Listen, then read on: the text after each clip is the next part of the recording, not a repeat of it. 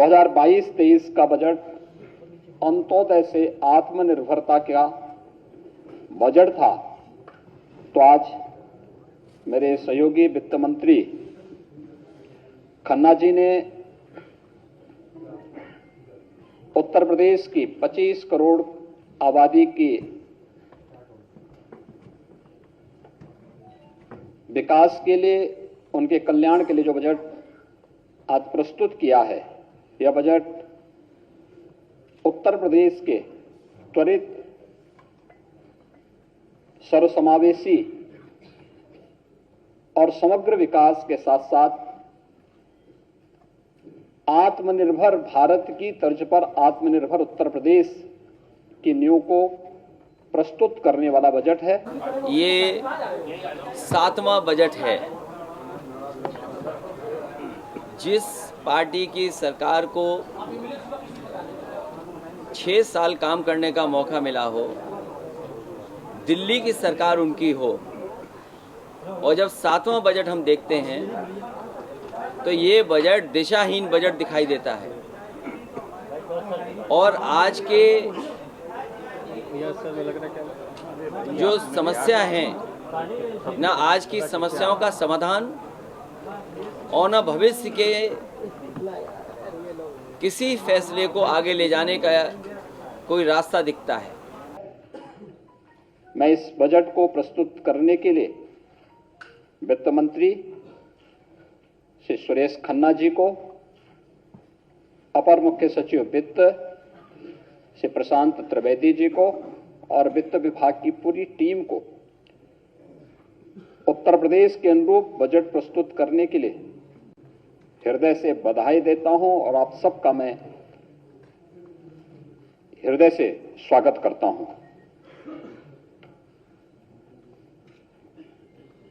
यह बजट उत्तर प्रदेश को देश की सबसे बड़ी अर्थव्यवस्था के रूप में स्थापित करने के लिए और आदरणीय प्रधानमंत्री जी के विजन के अनुरूप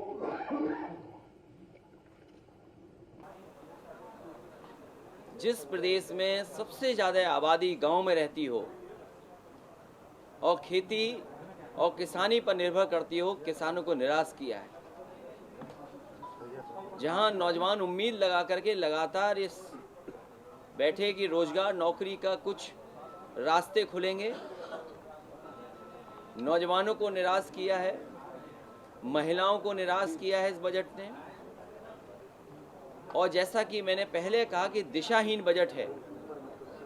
जो Bharatiya Janata party $1 trillion economy का सपना दिखाती हो,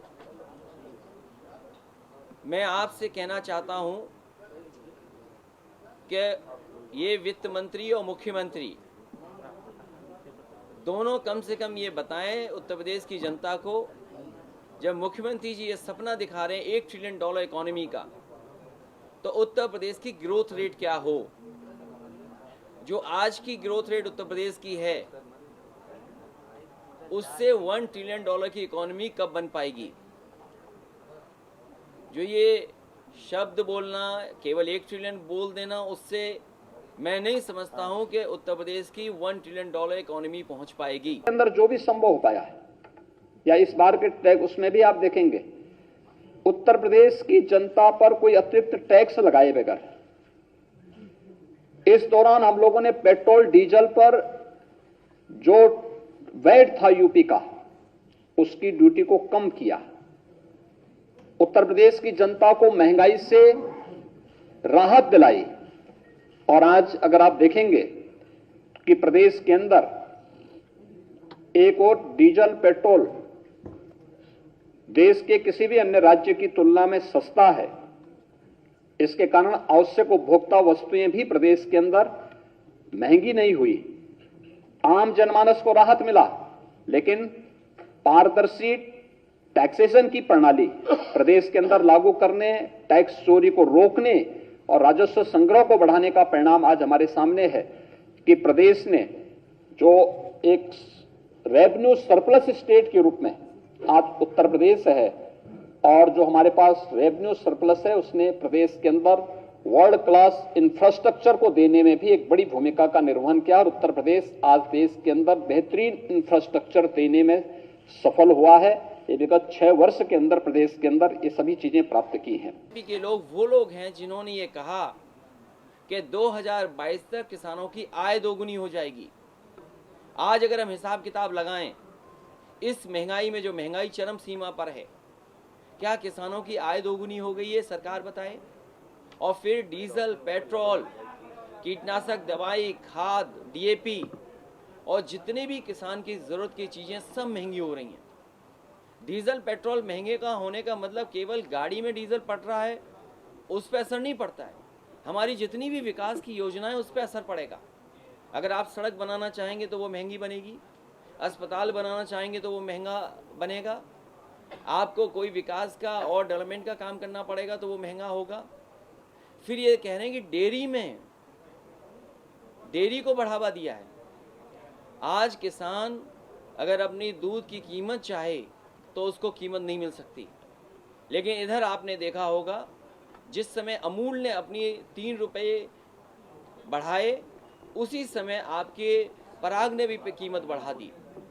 मैं ये जानना चाहता हूं कि सरकार ये बताए कि अगर कंपनियां मुनाफा कमा रही हैं तो क्या उस मुनाफे का हिस्सा किसान को मिल रहा है? प्रदेश के अंदर आज के इस बजट में जो चीजें आप देखते होंगे, बहुत सारी चीजों की घोषणा इसमें आज यहां पर हुई है। वित्तीय अनुशासन का पूरा पालन किया गया है। इसमें पूरे बजट में अगर आप देखेंगे कुशल वित्तीय प्रबंधन की झलक आपको प्रदेश के अंदर देखने को मिलेगी। राजकोषीय अनुशासन को बनाए रखा गया है। एफआरवीएम एक्ट के अंतर्गत प्रदेश के अंदर जो राजकोषीय जो घाटे का जो निर्धारित सीमा है वह 3.5% से कम करके वह 3.24% तक करने में हमें सफलता प्राप्त हुई है और यह प्रदेश के अंदर वर्तमान में है। बजट के अंदर जो कुछ और चीजें महत्वपूर्ण है वह है 2016-17 में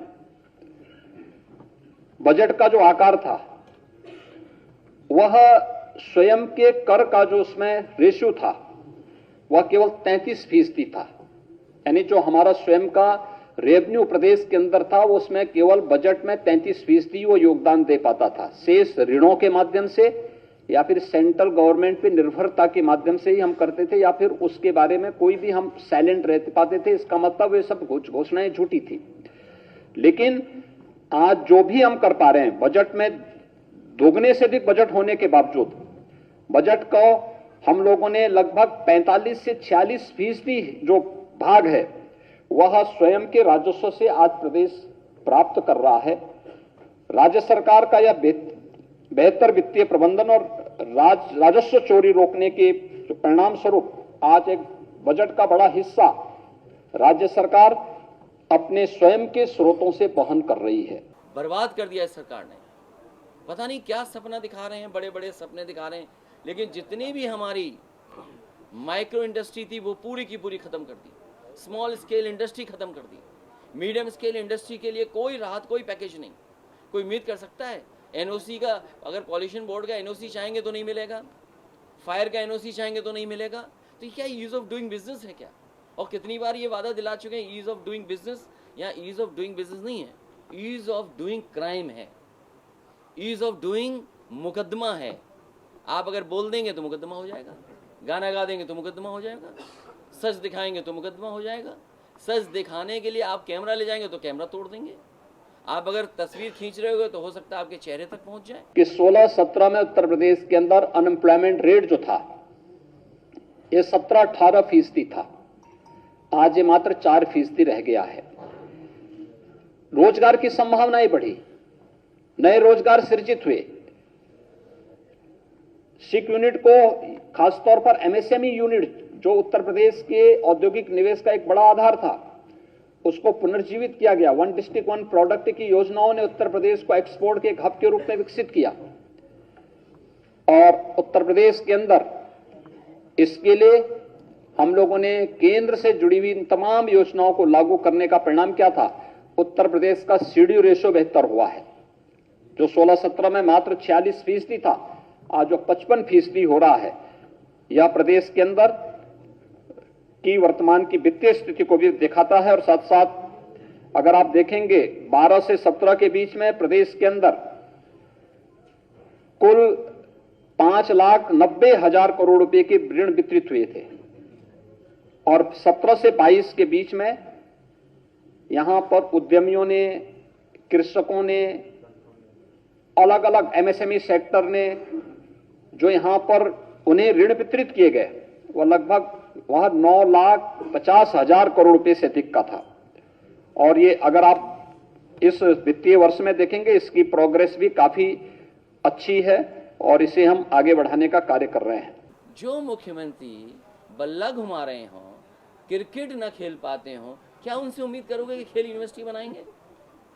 और फिर खेल का पहनावा अलग है, ऐसे नहीं खेल पाओगे क्रिकेट। आप स्टेडियम में बताइए, इतना शानदार स्टेडियम बनाइए, 6 साल हो गए, 7वां बजट आ रहा है, क्या एक स्टेडियम ये बना पाए हैं नया? और फिर क्या ना मेट्रो बनाएंगे। अरे भाई, मेट्रो कोई खिलौना है जो ले आओगे बाजार से? जितनी मेट्रो आज उत्तर प्रदेश में बन रही हैं, लखनऊ की मेट्रो, कानपुर की मेट्रो, आगरा की मेट्रो, ये सब समाजवादियों की देन है। बिना समाजवादियों के फैसले के ये मेट्रो शायद ज़मीन पर नहीं उतरती। और जो फैसला समाजवादी सरकार में लिया गया था बनारस के लिए मेट्रो, इन्होंने उस प्रपोजल को टर्न डाउन कर दिया, उस प्रपोजल को वापस ले लिया। और देखिए आज भी बनारस में मेट्रो नहीं बना पाए। हर बजट में कभी 50 करोड़, कभी 100 करोड़। आप इनके पिछले 6 बजट उठा लीजिए, हर बार गोरखपुर के मेट्रो के लिए पैसा दिया है, बनारस के लिए पैसा दिया है और झांसी वालों के लिए पैसा दिया। हमारे मुख्यमंत्री जी को पता ही नहीं था मेट्रो कैसे बनती है। अगर इन्हें पता होता मेट्रो कैसे बनती है तो आपके लखनऊ की मेट्रो आगे चली गई होती। जितनी समाजवादी लोग बनाए तो वहीं से वापस आ जाती है। कानपुर में भी जितना समाजवादियों ने सैंक्शन किया था वही लाइन बनी है। आगरा में वही लाइन बनी है जो समाजवादियों ने सैंक्शन की थी। 1 इंच नहीं बढ़ा पाई है। और फिर क्यों बढ़ाती है? ये गोरखपुर लिंक नहीं बना पाए, बताओ अपना। ये जो समाजवादी पूर्वांचल एक्सप्रेसवे था, क्या गोरखपुर लिंक बना लिया इन्होंने? बजट में फिर पैसा लाए। अगर गोरखपुर लिंक बना रहे हैं तो अयोध्या लिंक क्यों नहीं बन रहा है, या वाराणसी का लिंक क्यों नहीं बन रहा है? और जितना समाजवादी सरकार में अलाइनमेंट था और जिस किलोमीटर तक समाजवादी सरकार में बनाया गया था उससे आगे नहीं ले जा पाए हैं।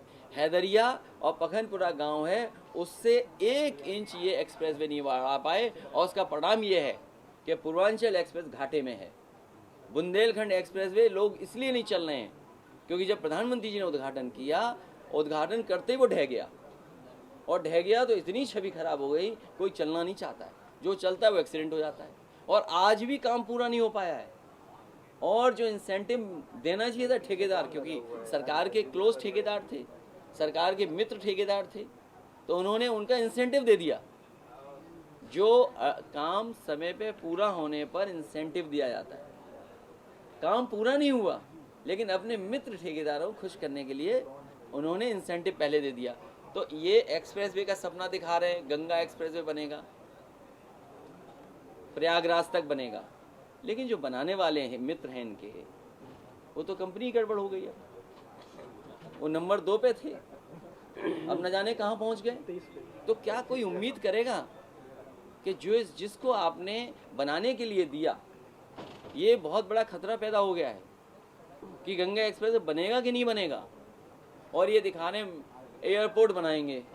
चित्रकूट एयरपोर्ट नेताजी ने बनाया, आजमगढ़ की हवाई पट्टी नेताजी ने बनाई, मुरादाबाद की हवाई पट्टी नेताजी ने बनाई, सोनभद्र में भी एक्सपेंशन किया उस समय पर, मेरठ का समाजवादी सरकार में हुआ, और बहुत सारे हवाई पट्टी उस समय बनी, आज तक नहीं हम उतर पाए।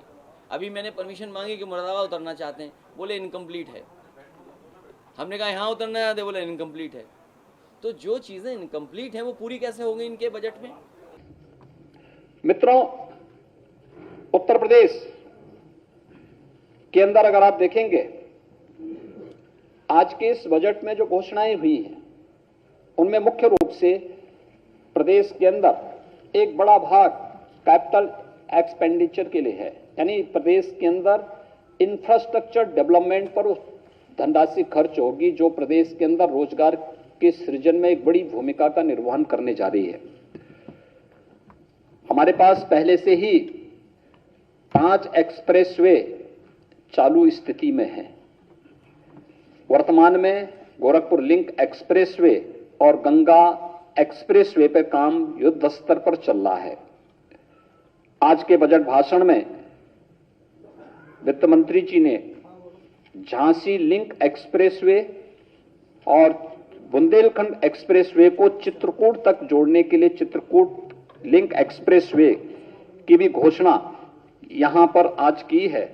और इसके साथ ही प्रदेश के अंदर पूर्वांचल एक्सप्रेसवे और बुंदेलखंड एक्सप्रेसवे में औद्योगिक क्लस्टर विकसित करने के लिए 4 क्लस्टर पूर्वांचल एक्सप्रेसवे में, 2 औद्योगिक क्लस्टर बुंदेलखंड एक्सप्रेसवे में विकसित करने के बारे में भी आज यहां पर बजट का प्रावधान किया है और उसकी घोषणा भी की है।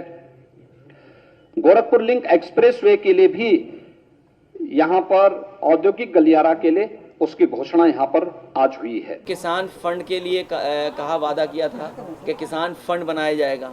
कहाँ है किसान फंड? इन्होंने कहा कि हम इतना फंड क्रिएट करेंगे। कहाँ है फंड? इसलिए केवल ये आंकड़ों में झूठ बोल रहे हैं। झूठ बोलने वाली सरकार है।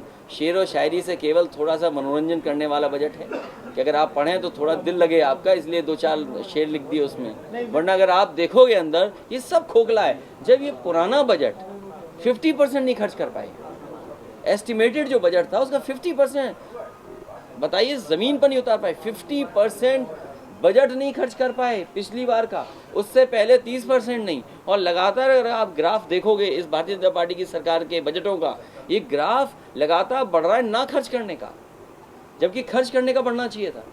कोई नई योजना हो तो बता दो आप। और अब नाला बन रहा गोरखपुर में, बताइए 6 साल हो गए, वो जो ताल था उसमें पूरी गंदगी जा रही थी। अब बजट में 6 साल बाद पैसा आया है कि वो नाला बनाएंगे। ये जो आपने कहा शेरो शायरी सुरेश खन्ना जी ने तो कहा कि हमने विपक्ष की सोच बदल दी। क्या सोच बदलेंगे?